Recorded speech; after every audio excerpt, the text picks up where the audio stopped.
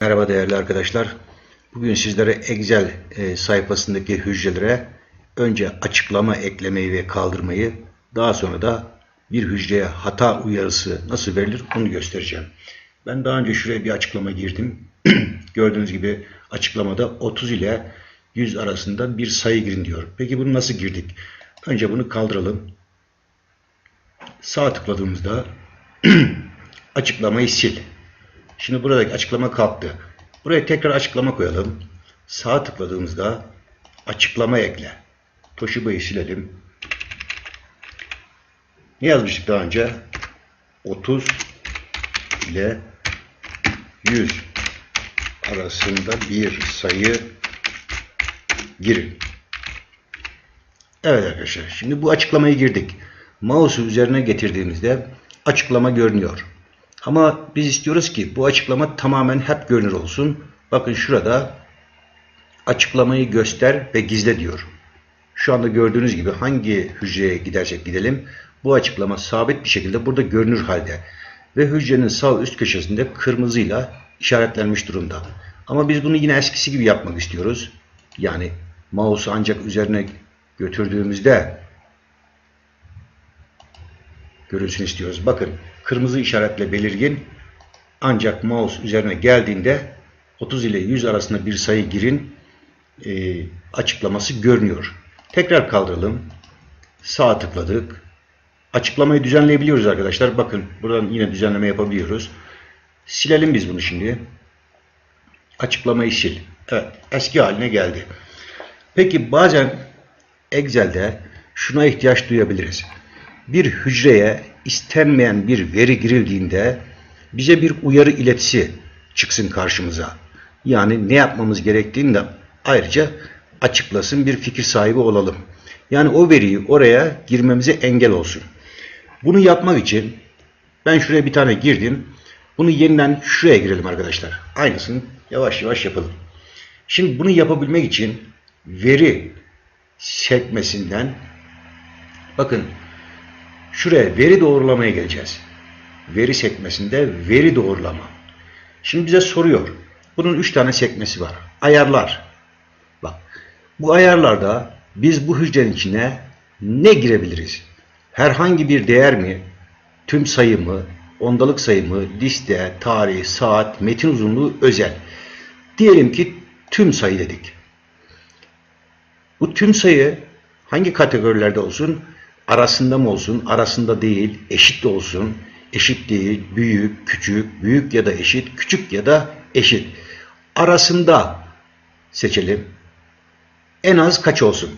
Burası en az 30 olsun arkadaşlar. En fazla kaç olsun?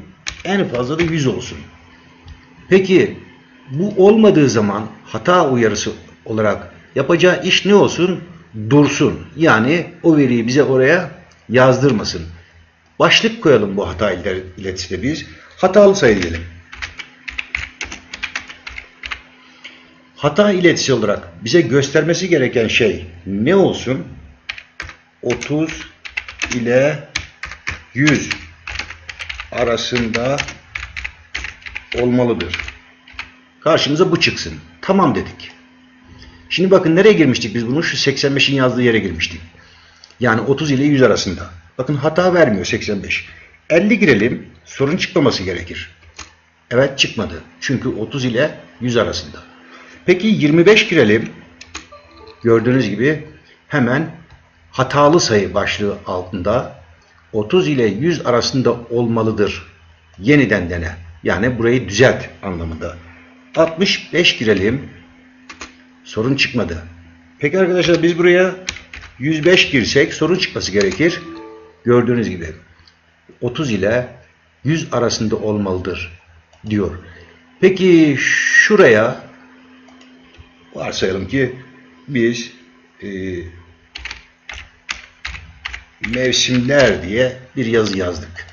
Ama bu hücrenin bunu şöyle biraz renklendirelim ki dikkat çeken bu hücreyle çalıştığımız belli olsun. Şimdi bu hücreye biz başka bir hata iletisi girelim. Ne yapıyorduk? Veriden, bakın veriden şu gördüğünüz veri doğrulamayı tıklıyorduk. Şimdi ayarlar. Herhangi bir değer değil, metin uzunluğu olsun. Veri arasında olsun yine. En az 3, en fazla da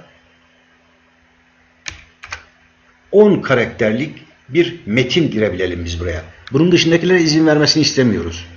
Hata uyarısı. Başlık koyalım.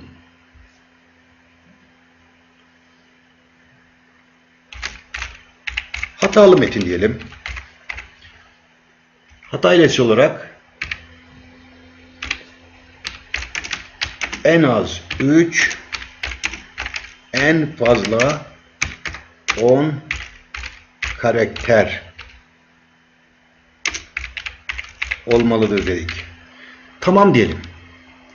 Şimdi bakalım. Bu mevsimlerde bir sorun yok. Zaten mevsimler 9 harfli. Peki buraya 2 harfli biz bir metin girelim. Su diyelim. Bakın gördüğünüz gibi 2 harfli olduğu için, en az 3 olmadığı için bize bunun hatalı olduğunu söylüyor. Peki 10 karakterden daha fazla girelim. Diyelim ki havalar soğuk dedik. Gördüğünüz gibi yine 10 karakterden uzun olduğu için bizi uyarıyor. Yani böylece hata iletisi koyabiliyoruz. Yani o metni oraya yazdırtmıyor arkadaşlar. Yani bizi uyarmasını istiyor. Bazen telefon numarası girebiliriz. Telefon numaraları 10 karakterden fazla olduğu zaman bizi uyarabilir. Para değerleri girebiliriz. Bizi uyarabilir. Bu gayet hoşa giden, uyarıcı bir özelliktir. Bunu kullanmayı deneyin bence. Umarım yardımcı olmuşumdur. Abone olursanız sevinirim. Hoşça kalın arkadaşlar.